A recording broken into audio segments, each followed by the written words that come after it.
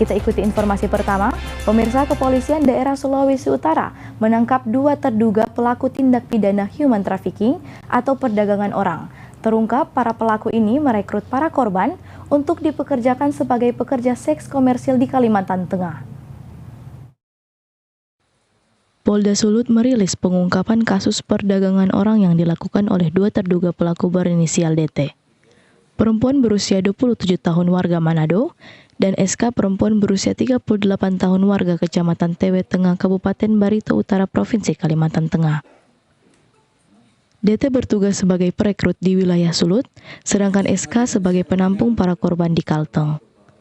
Sementara korban adalah 2 remaja perempuan warga Sulut yang berusia 13 dan 17 tahun. Keduanya sudah ditempatkan di shelter perlindungan perempuan dan anak Pemprov Sulut. Adapun modus pelaku adalah kepada korban diiming-imingi untuk dicarikan pekerjaan. Namun pada ujungnya para korban dijerat dengan hutang sehingga kesulitan untuk kembali.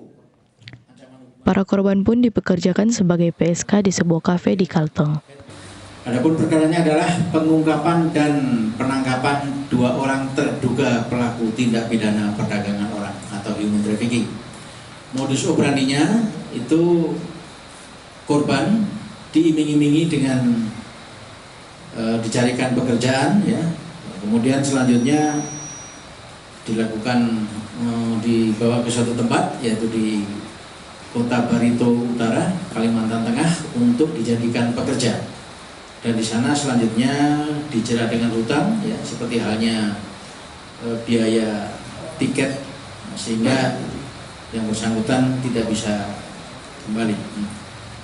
Kemudian tempat kejadiannya antara Kota Manado, Sulawesi Utara, dan Muara Taweh, Kabupaten Barito Utara, Kalimantan Tengah. Setelah kita lakukan penyelidikan, terungkap bahwa kedua anak tersebut, korban tersebut, ternyata diperdagangkan ataupun direkrut untuk dipekerjakan di salah satu kafe yang ada di Kalimantan Tengah. Tepatnya di Barito Utara, Muara Tewe.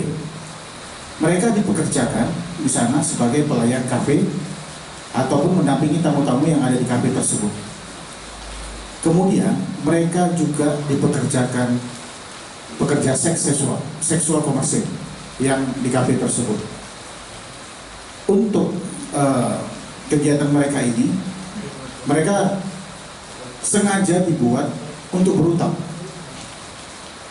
Mereka belum pernah mendapat gaji sama sekali. Berutang tentang pembiayaan yang mereka dapatkan, baik biaya berangkat serta biaya hidup mereka selama di sana.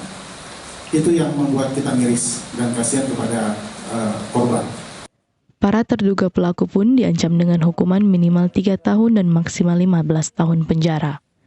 Paul Bawole melaporkan untuk Kawanwa TV.